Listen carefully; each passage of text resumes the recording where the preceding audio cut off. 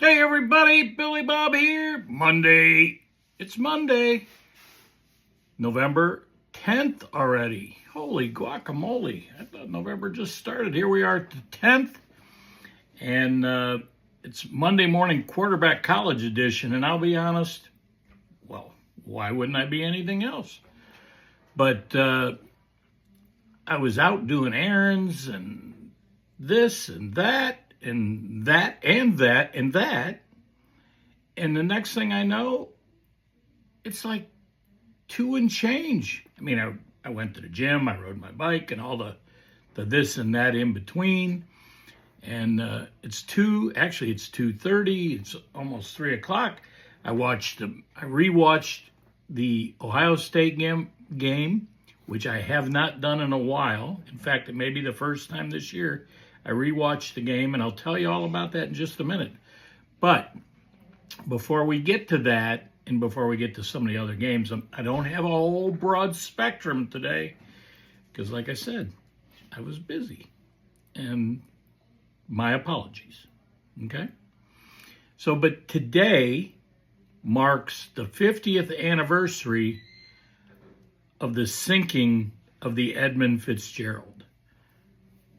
Lake Superior, a tragedy, we don't know. You know, all the different, was it that it got caught between a wave and the, shallow water and the middle hit the bottom, and I don't know that we'll ever know. But 29 men lost their lives that day, and most, I don't know that all were recovered, most, and it inspired the song by Gordon Lightfoot, The Wreck of the Edmund Fitzgerald.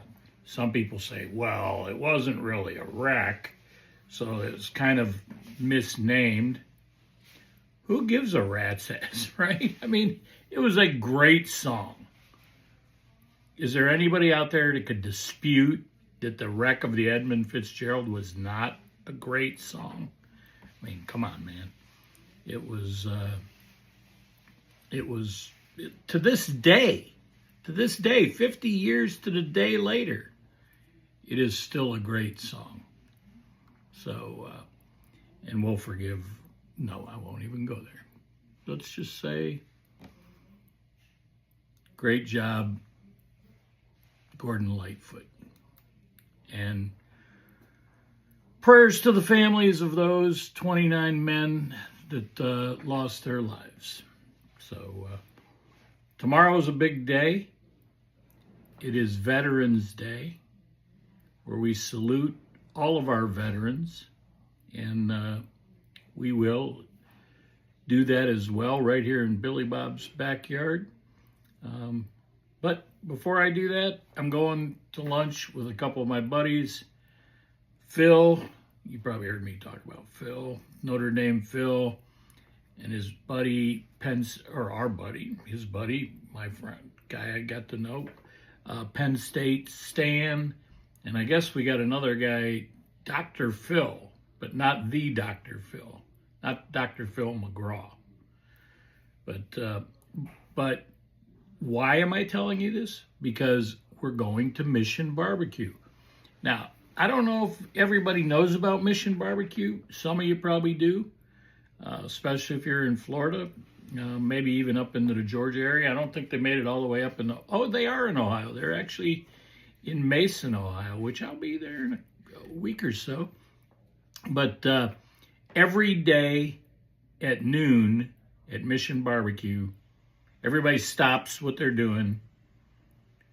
They stand up, they stop working, and they play the Star Spangled Banner.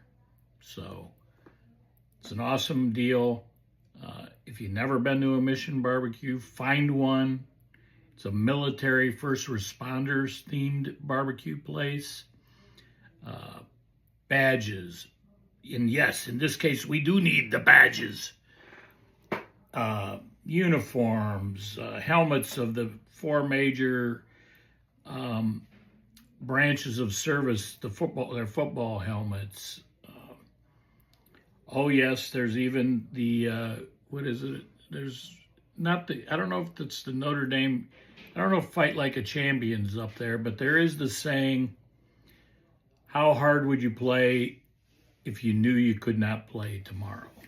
So we're going there. We're going to have a little, for me, I'm going to have a little brisket, maybe a little smoked turkey, some collards probably, and some baked beans. That's typically my go-to. We're getting there a little early, so, you got to get there in time to get ready for that noon, the noon festivities. So probably no big, beautiful Billy Bob Bud Light just right for me for lunch tomorrow. But then I got a lot of things going on. So you're like, Billy Bob, I thought this was a college football show. I told you. All right, let's get into it. I did just rewatched the Ohio State game. And so this past Saturday, we went, which we hadn't been for a while. We went to Captain Kurt's in Siesta Key, the home of the Sarasota Manatee Ohio State Alumni Club. Been meeting there for 25 years. Seats for hundreds, 400 to 500 people. So they expanded the Sneaky Tiki to where, as I said on Saturday, it's not so sneaky of a tiki, but it's good. They made the bar a lot bigger and tables, everything's covered. Really good crowd, especially for what some would consider an off game. Purdue, they were 2-7 going into the game. And we did a live event from there. So if you haven't seen it, go back and check out on the podcast page or the Backyard Barbecue page, either one. We did a live event from there. We had all kinds of people. Bill Lawyer, the membership chair.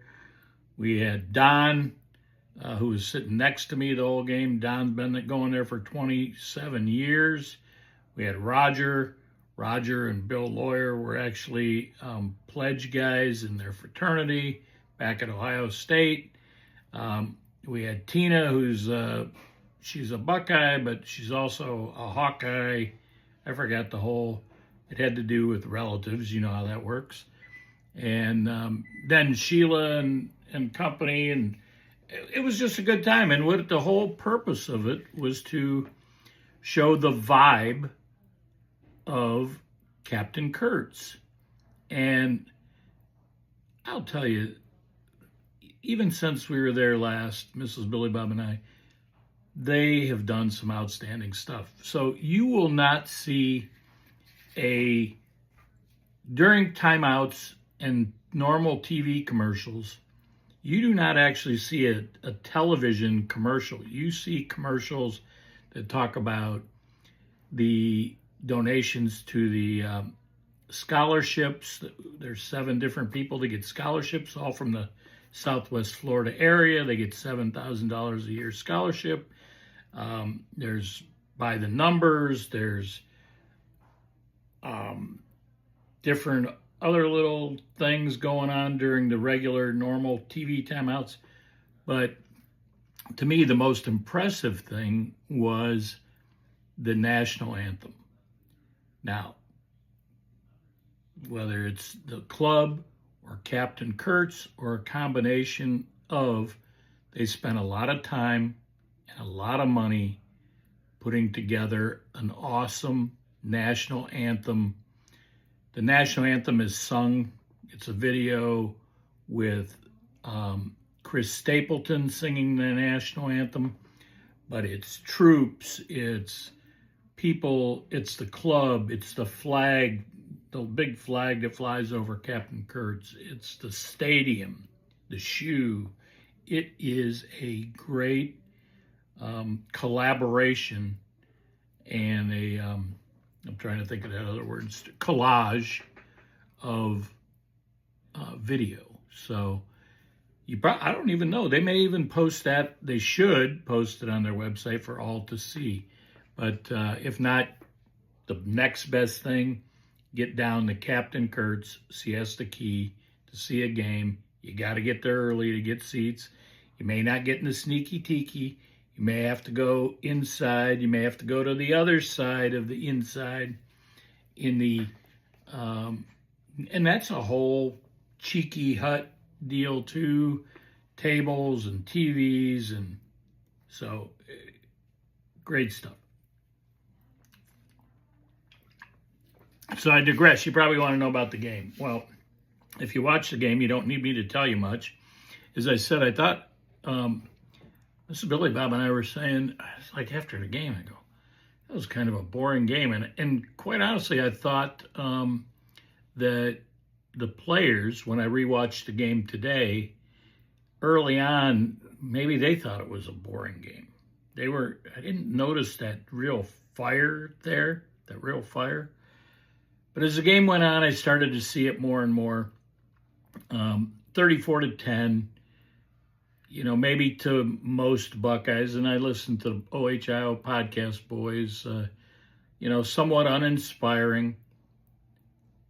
But then Dylan Kuhn, who's a Boilermaker, a Buck from Ohio, but a Boilermaker, he was like, well, you guys just sound like you're whining that, oh me, oh my, poor us. Our team was boring today. They only won 34-10, and they gave up that touchdown late in the game.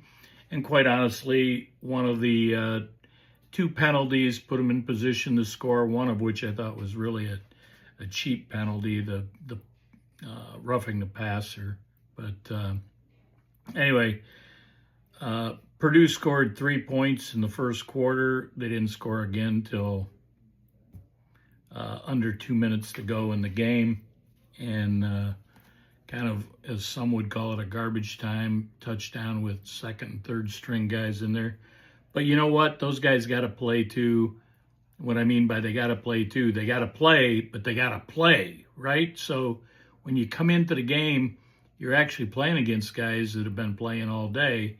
So you got to be ready. You should be shutting them down. They didn't. So be it. So Julian's saying another great game, with the exception of he only had one touchdown, but he also had one pick, and it was an ugly pick. He threw in what I would say is triple coverage.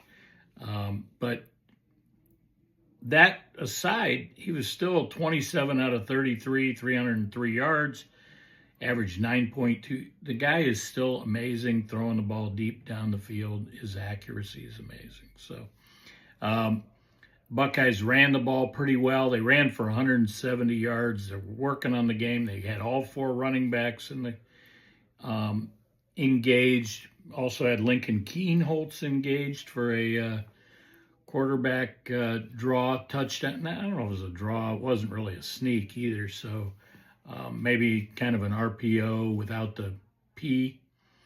But they run the ball 43 times. They pass 33 times. That's 76 plays. That actually is 16 plays more than the average number of plays they have run all season long. They've run 61 or 61 and a half plays per game, which amounts to a little more than one game saved on wear and tear on the team. But here, 33 passes, 43 runs, the balance, most people say they'd like to see more balance. Well, the balance of power in this case was more to the running game, and 76. Now, Purdue, conversely, only ran, let's see, what did they have? 23 passes and 22 runs. So they ran the ball, or it was 46 plays. The Buckeyes, over 40 minutes of time of possession to Purdue's just over 19. They didn't quite get to 20 minutes time of possession. Great game, Jeremiah Smith. He was without his sidekick. He was without Carnell Tate, who had a little tightness. They didn't say where the tightness was. I'm going to guess it's like a hamstring or something in there. He had a little tightness in warm-ups. So they figured better to leave him out. He didn't play. But that's the bad news. Still Jeremiah Smith with double coverage, 10 catches, 137 yards, 1 touchdown. But we got more guys involved. Max Clare had a nice day, 5 catches. Bryson Rogers, Brandon Innes, Mylan Graham, and even Jelani Thurman, who we haven't seen a lot of in the past game. Seen him out there blocking, but they got it. So lastly in this game, a lot of times we look at a game, I say this probably each and every week, a lot of times we look at a game and we go, wow, Buckeyes are giving up some runs, and the Buckeyes are giving up some passes. And so here's what you got, folks. Here's the reality. 186 yards of total offense by Purdue. You say, well, it's Purdue. They should do that. And you're probably right. But guess what?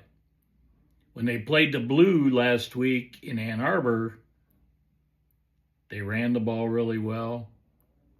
I don't know if they passed it so much, but they ran the ball really well against the Blue. They gave up a lot of yards on the ground. I think it was Jordan Marshall had 185 or 186 yards, but so be it. But they took the Blue down to the wire in their home stadium. Buckeyes took care of business.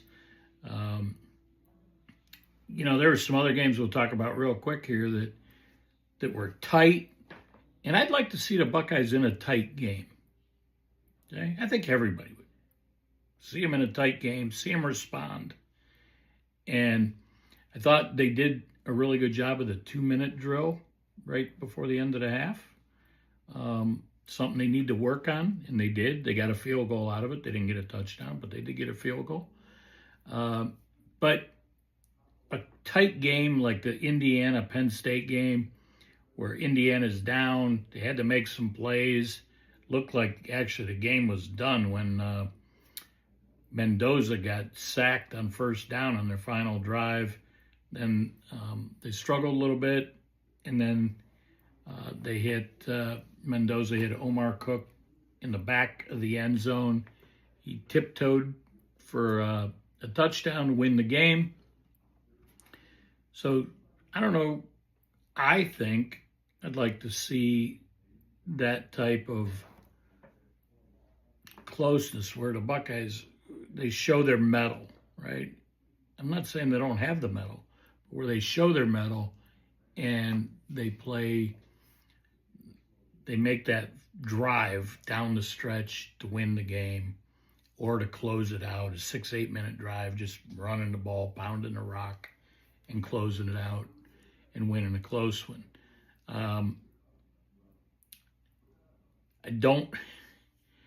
We got Purdue, UCLA and Rutgers.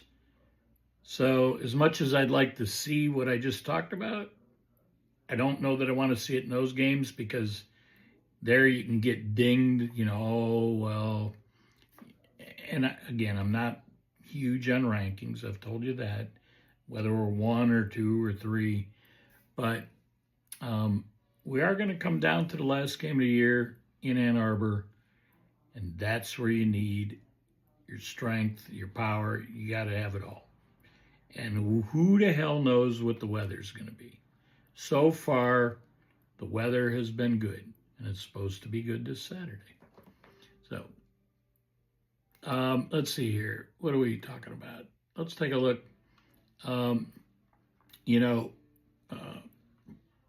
Penn State did a really good job of shutting down the Indiana running game. They held them to 108 yards. I think the week before they might have had almost 300 yards rushing, but they held them to 100 yards. They held them to 200 yards passing. Mendoza, 1 touchdown. We know what that was. That was the end of the game touchdown. And if you haven't heard, Gus Johnson's calling that. Look it up, Google it, YouTube it. It's great. Most everybody loves Gus Johnson. I do. But Mendoza also threw 1 interception. And his counterpart, Ethan Grunkmeyer, almost their stats were almost identical. Mendoza 19 of 30, 218 yards, 1 touchdown, 1 interception. Ethan Grunkemeyer 22 of 31, 219 yards, 1 touchdown, 1 interception. Penn State running attack was a little better. I wouldn't say it's great. Singleton and Allen, 71 yards and 48 yards respectively. Although Singleton did get away for 2 touchdowns. So, bottom line is the Hoosiers move on, stay undefeated. Let's talk about this. Let's see what else we got here. Let's talk about this LSU-Alabama game. Didn't see it all. I saw enough of it. Garrett Nussmeier, LSU. I don't know what happened to him. He's like, he went from potential Heisman candidate to beginning of the year to nothing. 18 to 21, 120 yards, no touchdowns, no interceptions. Alabama's passing attack was pretty damn good. Ty Simpson, nice job. He threw for 277 yards. But Alabama's running attack is still struggling. They're 56 yards running the ball. And in some ways, they're similar to Ohio State. Now, Ohio State hasn't only run the ball for 50-some yards. But Ohio State needs to do a better job running the ball. You do a great job passing the ball. Ty Simpson does a pretty damn good job passing the ball. But Bama is struggling to run. So we'll see where that goes. Right now, Bama's 8-1. They're 6-0 in the conference. And LSU just keeps dropping like a rock. Oregon Ducks. I give the Ducks credit. They went to Iowa. The weather was crappy. And Iowa played more of a typical Iowa game. They only scored 16 points, but they only gave up 18. And that 18 they gave up, the last 3 were in the last minute or so. I don't know what the,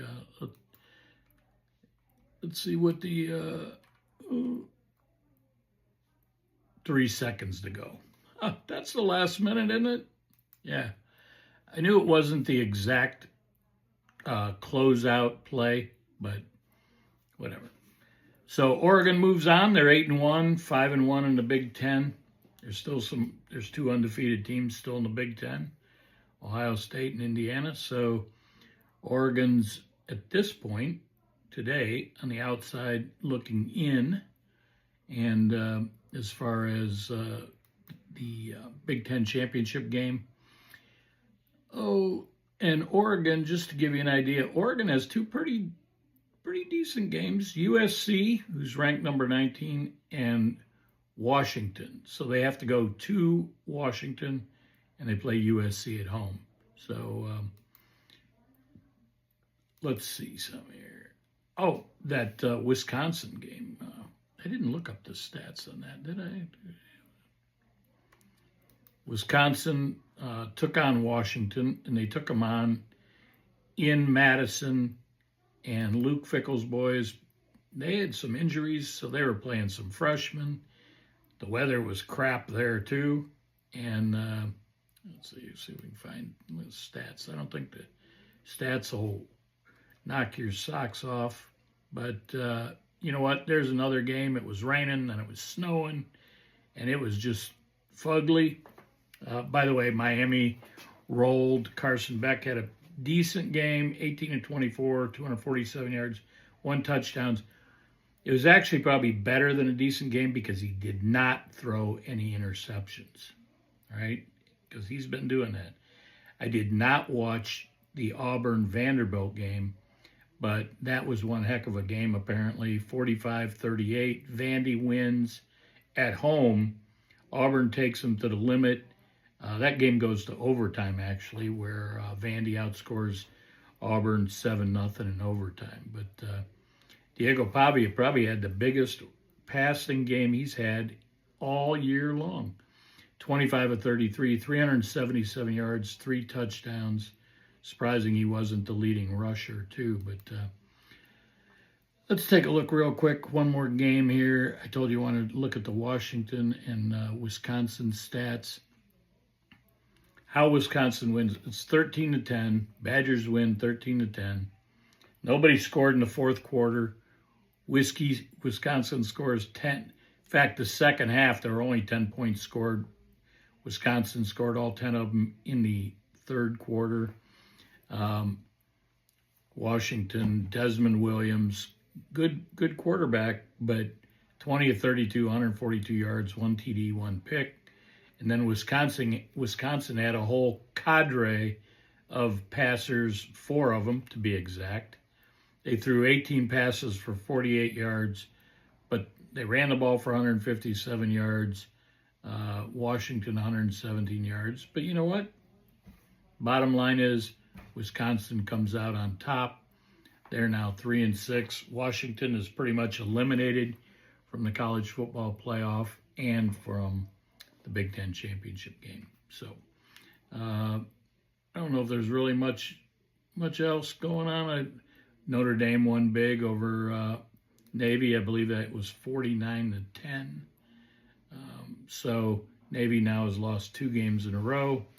And let's see here if there's anything else I need to talk about. Oh, Texas Tech. That was number 7 against number 8. Texas Tech was number 8, BYU 7. Texas Tech rolled 29-7. That Notre Dame Navy 49-10. Here's a huge surprise. Overtime, Cal beat Louisville. Louisville was ranked 15. They were 7-2. They were 4-1 in the ACC, and had a rogue hair there or something. So be it. Cal wins in overtime, and there we go. We're closing it out. I talked long enough, especially when I didn't even prepare, but thank goodness. Thanks for watching. Check us out on Facebook, Billy Bob's Backyard Barbecue, Billy Bob's Backyard Podcast, YouTube, Billy Bob's Backyard Podcast. We're even on Twitter, X, and we're on TikTok. That's the one I was thinking of. We're all around. America, land of the free, because of the brave. Stay focused, America. Billy Bob, peace out.